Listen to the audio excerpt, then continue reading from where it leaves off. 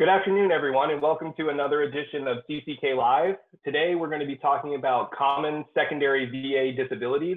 My name is Christian McTarnigan, and today I'm joined by Alex Sachs and Elise Golofsky. And let's just jump right into it. So to understand secondary service connection, I think an important place to start is to understand first what direct service connection is, and to understand what service connection is in general. So direct service connection, a veteran can get direct service connection when he or she has a disability in service or has an in-service incident. Something happens to them in service. A common example is, maybe jumping off a truck and hurting your knee. That would be an in-service incident. Then they would need to have a current disability. Sometimes those disabilities are diagnosed, sometimes there's not.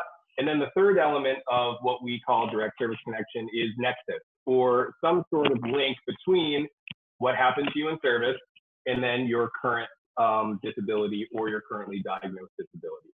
But that's not the only way to get service connected, right, Elise? So could you maybe explain to people what secondary service connection is? Yeah, so secondary service connection, as you pointed out, it's an alternative way of getting service connection. Essentially, it is a way that you can get service connection when you're relating your a current disability to a disability that's already service connected. You can do that in two ways. You can either show that your already service connected disability either caused or aggravated the new disability that you're trying to get service connected. So causation is basically what it sounds like. Disability A causes disability B, so therefore, because disability A is service-connected, disability B should also be service-connected. Aggravation is a little bit more complicated. It is essentially when disability A aggravates disability B. The reason why it's more complicated is because it doesn't require causation. It just has to make that disability worse in some way. But the case law shows that it doesn't have to be the only aggravating disability. Your disability could have been caused, disability B could have been caused by other factors, multiple other factors, or even aggravated by other factors. But so long as you can show that disability A is somehow aggravating, then in theory, you're entitled to service connection. It's more difficult than if you can just show causation, which is much more straightforward. But it is something that you should note, because a lot of times the board in particular will not necessarily see this as a way, and it's a good way to get a court remand. Absolutely. So Elise, you said it had to aggravate it or make it worse. Is it a lot worse? Is it a little worse? Is there any standard that we know of that we can let our viewers know about to try to use to help their claims? So the case law basically says any worsening. One thing that I can say is that there's not that many solid standards, but we know now that it's not permanent worsening. Permanent worsening is a different standard for a different type of aggravation. So that's not required in secondary service connection. So Alec, what are some common ways that a secondary condition might manifest from a service-connected condition? Yeah, and we'll get into greater detail on this later, but to preview some of the ways in which secondary disabilities arise, there are, for instance, conditions that, as we discussed, develop from already service-connected conditions. Some good examples that we'll discuss are complications from diabetes, such as peripheral neuropathy, kidney-related diseases, vascular diseases. Other common secondary conditions are orthopedic conditions that might be caused or aggravated by other already service-connected orthopedic conditions. You see that pretty commonly. For example, service-connected feet or ankle or knee disabilities can give rise to hip or back conditions. And then there's also physical disabilities that cause pain. And from that pain, you can develop any number of psychiatric conditions, depression from the pain that you're in all day. There's also medications that you might be taking for your service-connected condition that can cause or aggravate another condition, medications that might make you lethargic and lead to sleep disorders or cause gastrointestinal type issues. You can be service connected for the secondary, GI disability that might result from the medication you take for the service connected disability. So the last one that I don't think we'll get into too much discussion about, and we have other CCK lives on this, is obesity. Obesity as in, we call it an intermediate step. It's a little more attenuated and complicated, but essentially obesity can act as an intermediate step between an already service-connected condition and the condition for which you're seeking secondary service connection. Most commonly, again, orthopedic conditions that might make it difficult to exercise or even impossible to exercise, which can then lead to weight gain and obesity, which in turn might lead to, we see sleep apnea is probably the most common, but any wide range of conditions that might be related to obesity, if it can be rooted back to that initially service-connected one. But again, I encourage you to peruse our website and check out the other CCK Live we have on that, because that gets a little more in-depth discussion about it. Yeah, and I also think we have, a blog post on that as well. So that's just the tip of the iceberg on that issue for sure. So something that I talked about when I was talking about direct service connection also applies when we're talking about secondary service connection, and the type of evidence that you need, that a veteran needs to prove entitlement to secondary service connection on, like you were talking about, Elise, both a causation or an aggravation basis. So a great piece of evidence that you can get is a nexus opinion that links your service-connected condition to the non-service connected conditions that you want to be service connected, secondary to your service connected disability. So like Alex said, you have a psychological disability, you take medication that causes a gastrointestinal problem. If you had medical evidence that said definitively that you take these meds for your mental health disability, it causes this gastrointestinal disability, that would be good evidence to support a secondary service connection claim. Also, VA is supposed to look at more than just medical evidence when making these determinations. And so some other evidence that might be submitted to the record to try to help a secondary service connection claim would be studies that maybe show a connection between two disorders or your service-connected disorder and the disorder or disability that you're requesting secondary service connection for. And again, because they're supposed to be looking at a broad spectrum of evidence, lay evidence would also potentially be helpful in your claim. Now, lay evidence can't substitute for medical evidence. That gets a little tricky. But if you have a foot condition and it causes you to walk differently, and because you walk differently, you have knee pain, right? That is something that you should be able to tell VA about and be what they refer to as competent and credible to sort of report, the fact that you walk differently causes you knee pain. You should be able to have VA take a look at that. And so we also wanted to note, because I bet a lot of people have questions about how these conditions are rated. So they're rated the same as if you were granted direct service connection for it. So, just going back to the example of the mental health disability and meds, taking medication, you would be service connected for that gastrointestinal disability just as if it were caused by service. You'd get the same rating for the severity. Nothing really works differently there.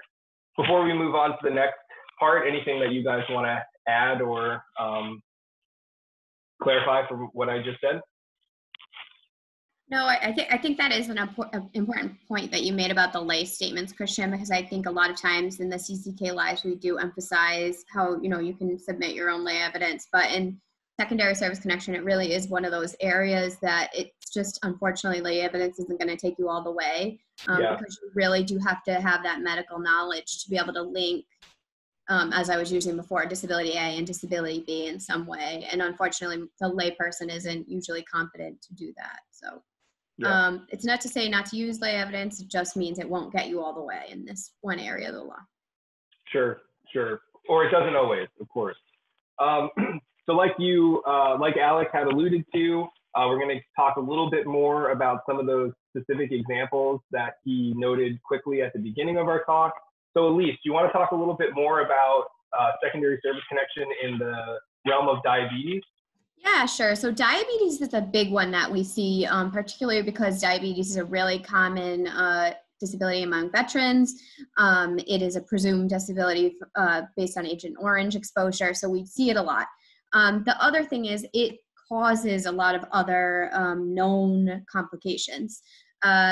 So some examples of some of those complications would be diabetic neuropathy or some other type of nerve damage, kidney disease or some type of kidney dysfunction, retinopathy or cataracts or some other type of eye condition, vascular issues such as heart attack, stroke, hypertension. Those are all known to be linked to diabetes. So you can get secondary service connected for those conditions based on if you're service connected for diabetes. But it's also important to note that with diabetes, it's a unique rating criteria where you can also be rated under the diabetes rating criteria based on complications. And all of those things that I just listed could be considered complications. So I think it's one of those things where you really want to work with your representative to see what the best avenue is for you to take, whether you want to try and get secondary service connection, or if you want to try and get a higher rating under your already rated diabetes based on your complications. The one thing I should note is you won't be able to get both because that would be considered pyramiding. Your symptoms or your functional loss can only be contemplated and compensated once. So there's different avenues with diabetes. It's unique, and we definitely have a lot of information. We have other CCK Lives on it. We have other information on our website and blog posts, but I also do encourage you to talk to your representative about it to see what the best avenue, because everybody's different in that aspect. Because if you have a 40 for your diabetes and you could get a 20 for your neuropathy that's caused by it, that might be better if you're not going to be able to get to the 100%, which you might be able to get with a few compensable complications of the diabetes. But we don't want to get too far down that road, but we just wanted to let people know that secondary service connection is available for these complications, but it's also sometimes able to get you a higher rating for your diabetes. So moving on to our next example, Alex, you want to talk a little bit about back conditions? Yeah, so, back conditions can cause a wide array of secondary disabilities. I think most commonly we see these in the realm of nerve issues. So for instance, radiculopathy, lower extremity radiculopathy, herniated discs or degenerative disc disease leading to sciatica. The nerve damage can also lead or cause erectile dysfunction or bladder incontinence. And then, as we discussed a little earlier, secondary conditions resulting from pain medications. A lot of Americans are unfortunately on high doses of heavy pain medication that can cause liver damage and just lead to other GI conditions. So those pain medications you're taking for that back pain can then lead to those secondary conditions.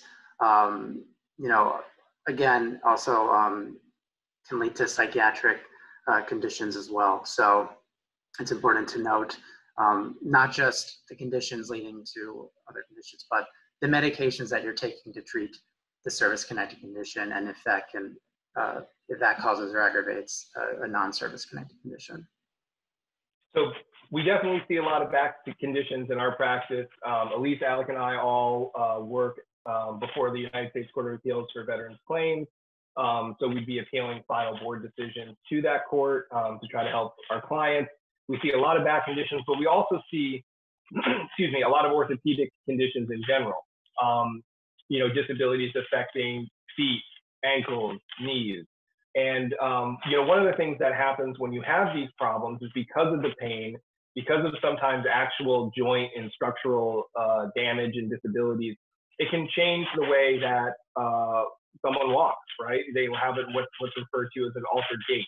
And that can strain other muscles and joints. Years or weeks or months of walking in a particular way that might not be anatomically natural can cause, because of a foot disability, can hurt someone's knee or affect someone's hip. So that's also an avenue of secondary service connection to be aware of. If you walk differently or your foot disability is causing pain in your knee, causes knee arthritis, some sort of inflammation, that's something that you might be able to be secondarily service connected for. But that's not the only avenue or not the only way that one orthopedic disability can affect someone. Elise, do you want to talk about a little bit about orthopedic disabilities that potentially can cause mental health conditions? Yeah, of course. Anytime that somebody is in, severe, constant levels of pain or maybe even unpredictable pain, there's results from that. And one of them is mental conditions. It can cause depression. It can cause, because you're not able to enjoy things the way that you used to be. And just frankly, just being in that much pain can really weigh on a person. We also see issues with instability, being linked to anxiety, if you have a fear of falling or falling in public. And it's not even just that it has to cause those mental conditions. If you already have depression or already have anxiety, or whatever it may be, if your pain condition is aggravating it, then that's also service connection. That's a really great point. And I was talking a lot about the causational elements in those orthopedic disabilities, but that really bears repeating that if it just makes it worse, that's also what we're talking about here today. So thanks for that reminder. We've been talking a lot about orthopedic disabilities. I mean, because there's a lot of veterans who serve this country that have severe orthopedic disabilities. So it's something we see a lot, and we see secondary service connection in those cases a lot. But that's not the only way that someone can get secondary service connected. Do you want to talk a little bit about post-traumatic stress disorder, Alex? Yeah, of course.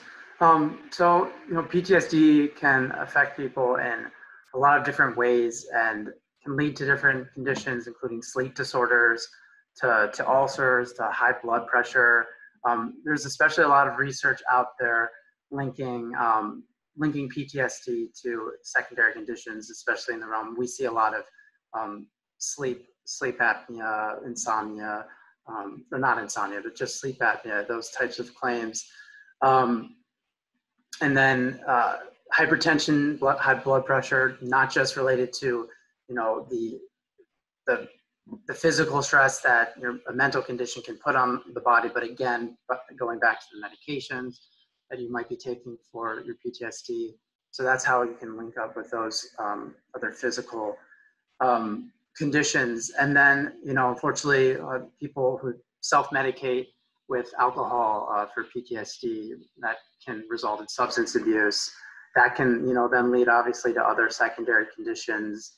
You might think most commonly liver issues again. So as we all know, mental disabilities can really impact a person in a number of ways, and including in the physical realm, and that's what you see. So yeah, I would be cognizant of that too, when you're making these claims and looking for secondary service connection.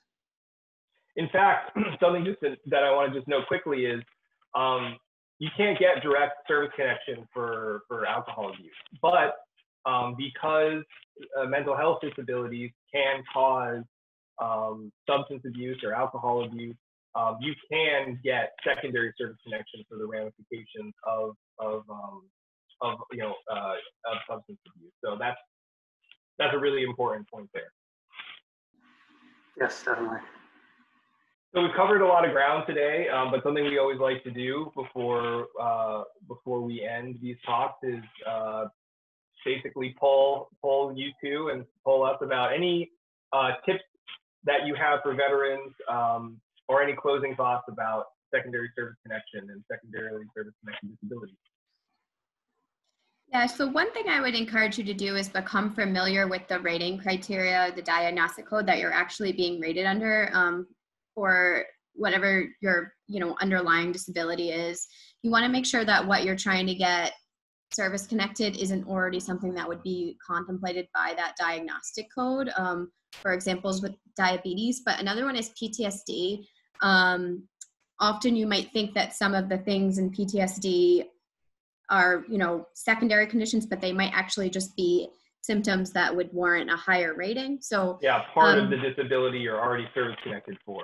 Right. So before you determine whether you're a good candidate for secondary service connection, I would just encourage you to become familiar with what what the diagnostic code is that you're actually being rated under is, and, you know, see if the avenue is actually just to get a higher rating, because that's going to be more simple than getting secondarily service connected. Sure, that's a really great point. Yeah, and I would add, you know, this isn't intuitive, and as we discussed earlier, in this area, it's especially important to have the medical or the science to back these claims up, or to reasonably raise the issues if you're not explicitly raising them. And you know, that's why the lay statements can only go so far. So that being said, you know, it's important to discuss all the issues that you have with your treating providers. If you notice that you've developed this condition, or that this condition that you've had has been made worse by the condition that you're already rated for, you know, that will make its way into the VA treatment notes. And a lot of the times for us as attorneys at the court, at the appellate level, we're looking through these VA treatment records to see notations from providers, which are often based off, you know, veteran statements that reasonably raise these nexus or causal connection between the service-connected condition and potential other conditions. So, you know, it's important to be fully transparent and you know, articulate those problems with your doctors, because that's the way that we find them a lot of the times if you're not explicitly raising them. So. Yeah, absolutely. And my closing thought would be, if you think that a service-connected disability is causing another disability or making a disability worse, you know, file a claim for it. You know, VA has a duty to assist veterans at the agency level. You know, it's obviously incredibly helpful if you have some sort of evidence to support it, send it in with your claim, maybe some medical evidence for a private provider. But that just makes sure that your effective date, which is the day that you could potentially be service connected for that, could be protected. So I would definitely suggest that if you think that one disability is causing or making another worse, you file a claim for it. All right, well, I think that's it for today. Thank you very much for joining us on another edition of CCK Live, and hope to see you again soon.